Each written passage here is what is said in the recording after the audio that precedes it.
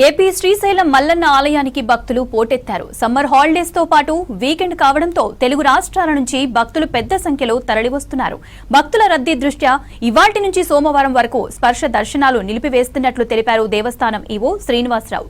భక్తులకు స్వామివారి అలంకార దర్శనానికి మాత్రమే అనుమతి ఇస్తామని చెప్పారు. ముందస్తుగా ఆన్లైన్లో స్పర్శ దర్శనం టికెట్స్ తీసుకున్న భక్తులకు యథావిధిగా స్పర్శ దర్శనం ఉంటుందన్నారు.